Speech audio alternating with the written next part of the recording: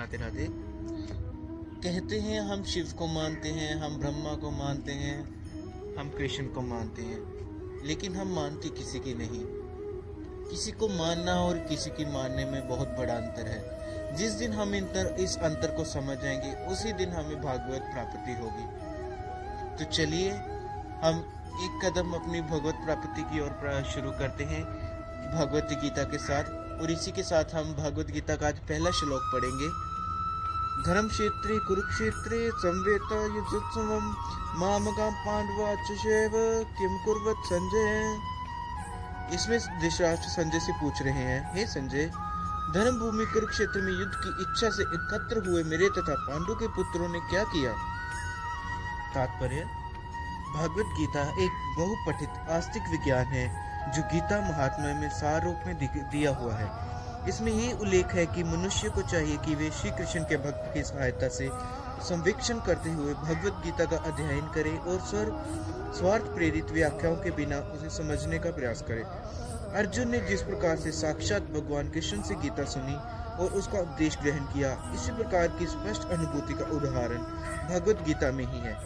यदि उसी गुरु परंपरा से निजी स्वार्थ से प्रेरित हुए बिना किसी को भगवत गीता समझने का सौभाग्य प्राप्त हो तो वे समस्त वैदिक ज्ञान तथा विश्व के समस्त शास्त्रों के अध्ययन को पीछे छोड़ देता है। इसीलिए हम इस भागवत गीता का ज्ञान प्राप्त करेंगे और अपने जीवन को सफल बनाएंगे। महाभारत में वर्णित धृतराष्ट्र तथा संजय की वार्ताएं इस महान दर्शन के मूल सिद्धांत का कार्य करती हैं। माना जाता है कि इस दर्शन की प्रस्तुति कुरुक्षेत्र के युद्ध स्थल में हुई, जो वैदिक युग से पवित्र तीर्थ चल रहा है। इसका प्रवचन भगवान द्वारा मानव जाति के पथ प्रदर्शन हेतु तब किया गया जब वे इस लोक में स्वयं उपस्थित थे। धर्मक्षेत्र शब्द सार्थक है क्योंकि कुरुक्षेत्र के युद्ध स्थल में अर्जुन के पक्ष में श्री भगवान स्वयं उपस्थित थे। कौरवों का पिता धृतराष्ट्र अपने पुत्रों की विजय की संभावना के विषय में अत्यधिक संदिग्ध था। अतः इसी संदेह के कारण उसने अपने सचिव से पूछा, उन्होंने क्या किया। वे आश्वस्त था कि उसके पुत्र तथा उसके छोटे भाई पांडु के पुत्र कुरुक्षेत्र की युद्ध भूमि में निर्णयात्मक संग्राम के लिए एकत्र हुए हैं। फिर भी उसकी भी जिज्ञासा सार्थक है। वे नहीं चाहता था कि भाइयों में कोई समझौता हो, अतः वे युद्ध भूमि में अपने पुत्रों की नियति के विषय के आश्वासन होना चाह रहा था। क्योंकि इस युद्ध को कुरुक्षेत्र में लड़ा जाना था, जिसका उल्लेख वेदों में स्वर्ग के निवासियों के लिए भी तीर्थ स्थल के रूप में हुआ है।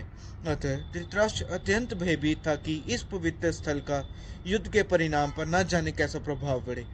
उसे भली भांति ज्ञान था कि इसका प्रभाव अर्जुन तथा पांडु के अन्य पुत्रों पर अत्यंत अनुकूल पड़ेगा, क्योंकि स्वभाव से वे सभी पुण्यात्मा थे।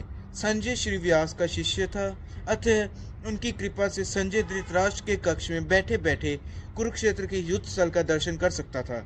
इसीलिए धृतराष्ट्र ने उसे युद्ध स्थल की स्थिति के विषय में पूछा। पांडव तथा धृतराष्ट्र के पुत्र दोनों ही एक ही वंश से संबंधित हैं, किंतु यहाँ पर धृतराष्ट्र के वाक्य से उसके मनोभाव प्रकट होते हैं। उसने जानबूझकर अपने पुत्रों को कुरु कहा और पांडु के पुत्रों को वंश के उत्तराधिकार से विलंब कर दिया। इस तरह पांडु के पुत्रों अर्थात अपने भतीजों के साथ धृतराष्ट्र की विशिष्ट मन स्थिति समझी जा सकती है। जिस प्रकार धान के खेत से अवांछित पौधों को उखाड़ दिया जाता है, उसी प्रकार इस कथा के आरंभ से ही ऐसी आशा की जाती है कि जहाँ धर्म के पिता श्री कृष्ण उपस्थित हों, वहाँ कुरुक्षेत्र रूपी खेत में दुर्योधन आदि धृतराष्ट्र के पुत्र रूपी अवांछित पौधों को समूल नष्ट करके युधिष्ठिर आदि नितांत धार्मिक पुरुषों की स्थापना की जाएगी। यहाँ धर्म क्षेत्र तथा कुरुक्षेत्र शब्दों की उनकी ऐतिहासिक तथा वैदिक महत्ता के अतिरिक्त यही सार्थकता है।